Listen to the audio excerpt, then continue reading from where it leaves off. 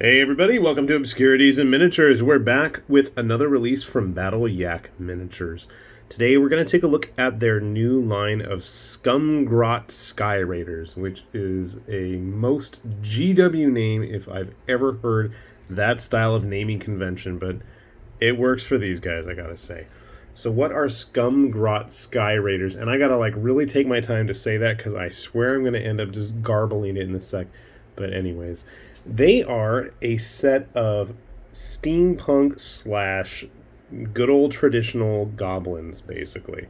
So you can see here, this is a very basic body, and one of the things that I absolutely love in Battle Yak Miniatures seems to continue to go even crazier and crazier down this whole modular rabbit hole of just making as many different possible combinations as you can think of. So here is a basic modular body. If you don't want to do the whole modular thing, you don't have to. They do have fully created model samples that you can just print out and, throw in there and auto-generate those supports and go at it.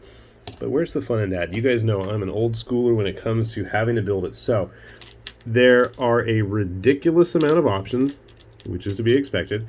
Something like, 16 or so different heads, I believe. So there's some really basic generic everyday ones, some with a bit more pomp and style. This is very similar to the boss head.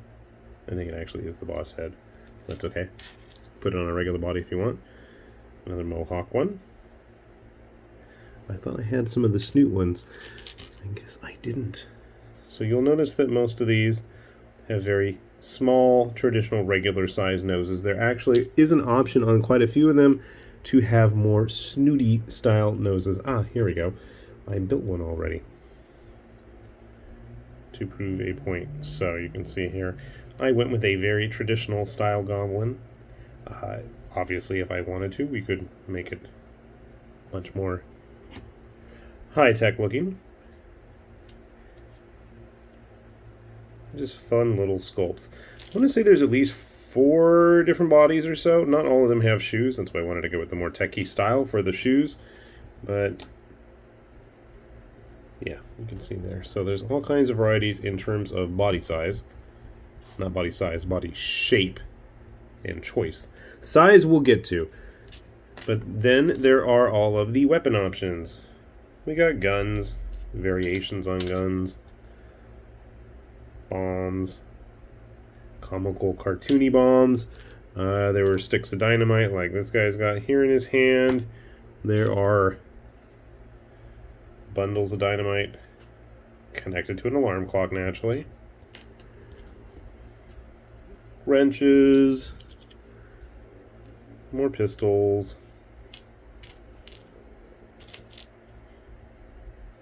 Another pistol, that's not what I was trying to grab. Sharp cutty things, or chopping things.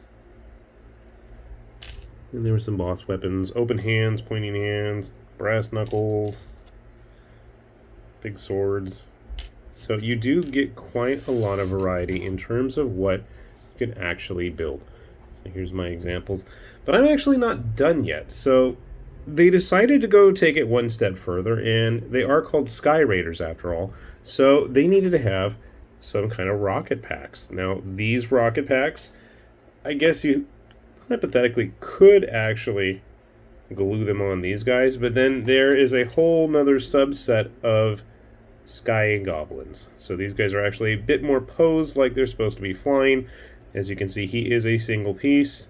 So if you want just a ready to go, easy to print and not mull over the decisions like I do all the time, then here's an option for you. And you can see here, so he is just going to get glued together like that.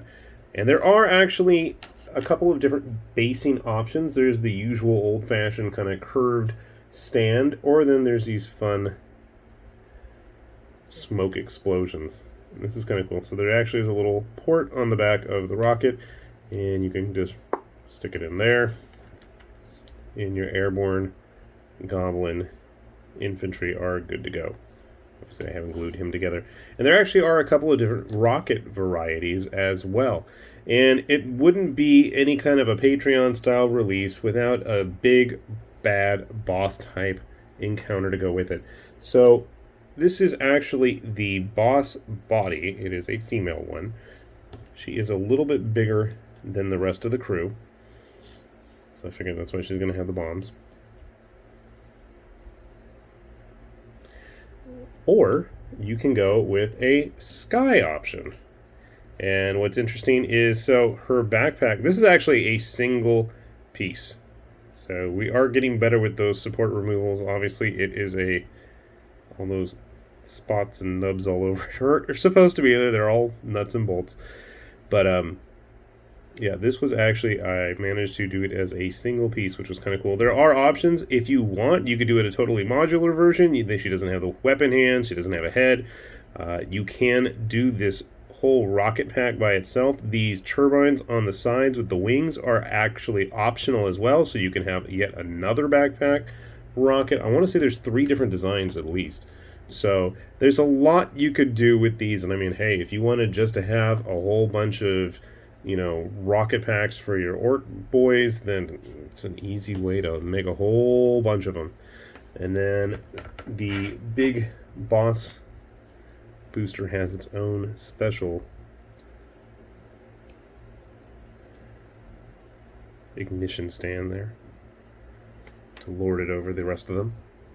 And then to go even further into uncharted territory, at least for Battle Yak Miniatures, they included a goblin pinup because, well, just because. I don't know, but I just like, this is almost as crazy as the bird pinup for the new Artisan Guild stuff, and I'm sure I'm going to have to print that out at one point just to go through the process of painting that thing, and those 2 ladies can hang out. I was having a discussion with my brother. I think at some point we're just going to have to print up all of the various pinup models that other companies have produced, and we're just going to make a whole pinup warband. So, getting down to the nitty-gritty, how big are these models? Well, I'll tell you this, they are pretty big. So just be prepared for that. If you print them at 100% regular resolution, they are going to be quite a bit larger than most typical goblins. So even grabbing just an orc, you can see here, you're going to want to probably play around a little bit with your settings if you want them to fit in with your existing forces. Now me, I could care less.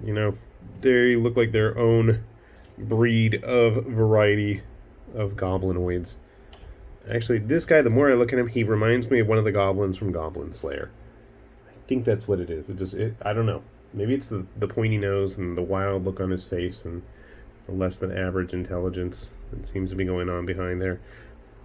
Whatever. The rest of them seem a lot more smarter looking. But yeah, they are a bit on the large side. I would probably, I don't know about half size, maybe like 60%, if you wanted them to fit in with your existing goblin-sized collection. Otherwise, I mean, at this point, they make better orcs than the actual orcs. I can't stand these guys. They are so out of date. I'm sorry. I know some of you out there really like them. Me personally, I really dig the Yadaro orcs. I think these are just way more in line. Even the Ironjaws are more what I have in terms of expectations for orcs. But yeah, these are going to be big goblins.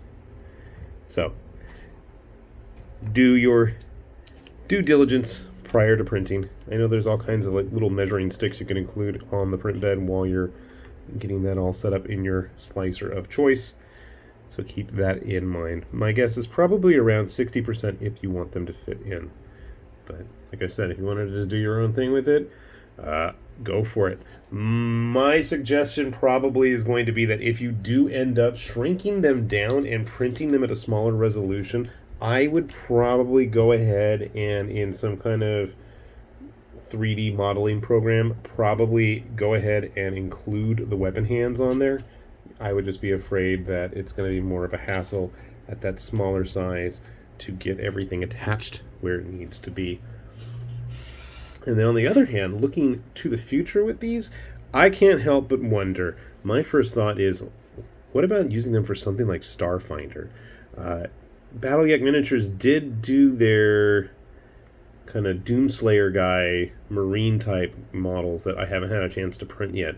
But they had all kinds of crazy big guns, and I'm wondering, I wonder how well they'll work with these. You can have yourself some full-on Starfinder style goblins in that case, with a bunch of big laser guns and stuff like that. And actually, you can probably cobble together things from this release as well. Definitely enjoyed this, and I'm absolutely looking forward to September's release, which is going to be all dragonborn, lizard men, dragon people type stuff like that. That's going to be a fun one for me. So eagerly looking forward to that. And in the meantime, hopefully we can get these guys painted up as well. We will put a link down below. Do check it out. The more subscribers they get on their Patreon, the more goodies that go to everybody's inbox. They have a whole kind of Victorian steampunk Ghostbuster line called Beyond Mortality, and I know there's some previews on Thingiverse as well if you're curious about some of that. At least I think it was Thingiverse. Anyway, I'm going to wrap things up here because it's already over 10 minutes and I'm getting tired of talking. With that said, this has been High Lord Tamberlane with Obscurities and Miniatures, saying thanks for watching, and we'll see you back here soon. Bye-bye.